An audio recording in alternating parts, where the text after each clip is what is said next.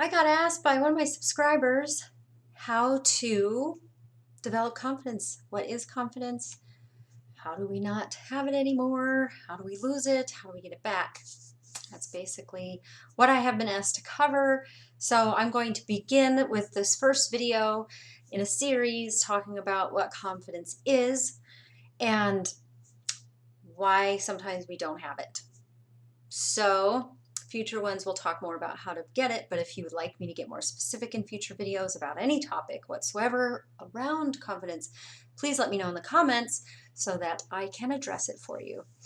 So first of all, confidence is a trust. It's if you're confident in someone else, you trust them, and if you're confident in yourself, you have trust with yourself. It is also an aspect of healthy vulnerability, where you can feel empowered in your vulnerability and know that you won't be hurt if you open yourself up to people, essentially. Confidence also comes from a space of charisma, and charismatic people tend to, some people are born with it, yes. Maybe it's, no, that's just a tagline, never mind. But I have my dad jokes. Confidence is just knowing how to be yourself. And why do we sometimes not know how or feel comfortable doing that? Well, mostly it's because something has been robbed from us. Primarily, usually in the developmental years, we might not even remember it. It can also be inherited. Of course, shyness can be a trait that's inherited. Genetics. There's a lot of components to why someone may not be confident. There could be a past trauma, past abuse, especially in developmental years from birth, even a birth trauma, which I had, all the way up until the 15 years old, around about, is the most important developmental stages of how the brain and how you see your own identity is being shaped. So if that has been hindered or influenced in some not so good way by a caregiver especially, or anybody around you for that matter, if you're bullied at school or anything, then you will lose confidence. But speaking of bullies, those are people that lack confidence also. So they overcompensate, right? So if you look at the laws of polarity, the Kabbalion talks about this, the Emerald Tablet. The laws of polarity talk about how there's equal and opposite extremes to everything. Everything has an equal and opposite vibration. So I don't know that it would be equal is probably not the right word, but I think you know what I mean.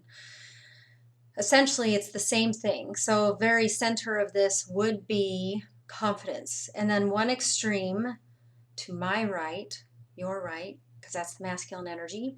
So the more intense thing, I don't know if I should, there we go. If we should, that would be narcissism. This would be the arrogance definitely. And this can push people away. But sometimes if we've been abused or traumatized, and someone is pushing that or being narcissistic toward us, we might tap into our own inner narcissist because our ego has that to protect us. There is healthy aspects of ego. Ego is not all bad, and that's a whole topic for another day. I hate it when spiritualists demonize the ego because the ego keeps us safe. If you're being abused or violated by someone, you have a right to stand up for yourself.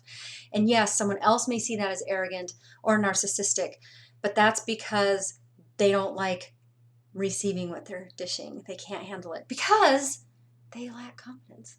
But you're learning about your boundaries. And then once you start to figure out your own boundaries and establish that with someone who may have been an abuser or they traumatized, then you don't have to be in that space as much. You don't have to stoop to their level, so to speak, on a regular basis. That kind of starts to work itself out. But again, I can go into that deeper in another way at another time. The opposite, of course, on the spectrum, I'm going to use my left hand, your left, because unless you're right-handed, the left is where feminine energy flows. It's a more large circular energy motion. And that also, an unhealthy balance of feminine energy would be shyness and timidness. And I'm not talking about male and female humans. I'm talking about how energy flows within the body, regardless of your gender identity or sex organs or anything like that. That's irrelevant to the conversation. So in the laws of polarity, you're going to fluctuate between these two extremes, and it doesn't matter what gender you are, or if you're binary or non-binary. Because we all have these energies within us, and then there's going to be kind of like a outlet has a positive and negative charge. So you have to find your homeostasis between those two. And when you go exploring to that, the pendulum is going to swing one direction or another until, and usually really extreme. Like I said, if you're leaving a very traumatizing situation, then it's going to swing into the narcissistic or arrogant side because you don't know how to not be, you've been shy and timid for so long, you have to overcompensate to get your power back. But then you can start to figure out your balance and not be shy and timid anymore so much, but also not have to be a narcissistic or arrogant jerk in order to have your boundaries respected. And that is where you find confidence. Because if you're lacking confidence, you are going to swing between the two extremes because it's a mask you're using to hide yourself. Some people just do it in a very scary, violent way, and some people do it in a shy, timid, please, if you don't see me, you can't hurt me sort of way. That was always my go-to. So I'm familiar with it. Fawning is what one of my trauma response, fear response would be when my sympathetic nervous system kicks in. Freezing, fawning, flight would be my first fear responses, depending on the situation. So when we have those fear responses, we don't have confidence. Another way, the most obvious way you wouldn't have confidence too, is if something's just foreign to you. You're unfamiliar. You go into a new place and there's a whole bunch of people you don't know and you don't know what to expect. That is terrifying and that can rob you of confidence. If you are making a video when you know you have PMS face and this beautiful picture that your boyfriend, who's a professional photographer and videographer, made of you, hovering over your head in the background awkwardly, seems a little vain, but it's in the bedroom. It's not like it's everywhere. And no one's loved me this much. Maybe I'll take it down in the future. I don't know. I don't know what to do with it. But I'm still learning how to put myself out there and what lighting looks right that doesn't make me look green. Obviously, I still have that to figure out. And I want to figure that out because that'll give me confidence. If I ask for his help too much, because he is a professional videographer, then it kind of robs me of my confidence. I have to push through my comfort zone and do something that's awkward and uncomfortable for me until I find my way. And that's what my YouTube channel has been all along, is me just awkwardly being empowered in my vulnerability and sharing. I don't feel confident when I do it. I feel embarrassed and ashamed a lot of times. And things spew out of my mouth. But the only way I can gain confidence when people come to me, especially in person, and I have more and more people sending me messages or contacting me in person, or people that I work with and around all the time, wanting to know my insights on different topics, and I can feel confident talking to them. And I can also feel confident telling them when I don't know enough about something. And that's another way to be vulnerable in an empowered way, is to admit when you are wrong or admit that you don't know everything, and be forgiving with yourself. Trust that you're going to make a mistake. Trust that you don't know it all, but trust that you will take care of yourself when you fail. And trust that when you fail or when you make a mistake, it's an opportunity for growth and you're going to learn from it. And yes, you may feel like garbage and you may want to hide in a shell or yell at people, depending on what your go-to when you're not feeling confident is. Yes, those things may happen when you feel like you failed or when you feel like you made a mistake. But that's how you get confidence, is pushing through those failures, pushing through those mistakes. And the biggest tip I'll give you now, and I can cover other ones in future videos, is first learn how to trust yourself and trust that you are going to get yourself through this. And the best way to do that for me has been to prepare. And I might take all kinds of notes and do all kinds of research before I do a video to make sure I'm not completely talking out of my arse. But I'm still going to stumble over my words. I'm still going to get stuck. It's just trial and error until I get it right. I don't know when or if that's ever going to happen, but I'm trying, and I can be proud of myself for that. Build confidence by giving yourself some props when you do take a step out of your comfort zone and when you do push yourself.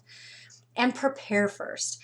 Prepare even for the worst case scenario. If you go to a party, what's the worst thing that's going to happen? Everybody's going to ignore you.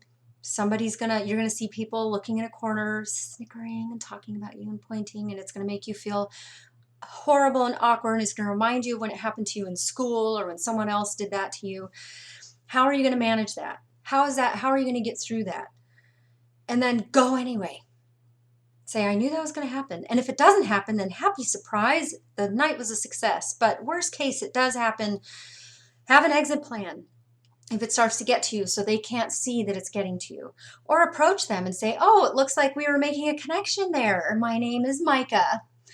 You know, depending on how cocky you're feeling in the moment. And again, that's not confidence. It's a mask you're using to create a boundary, to say, I'm not going to stand for this, and I'm going to acknowledge how you're treating me.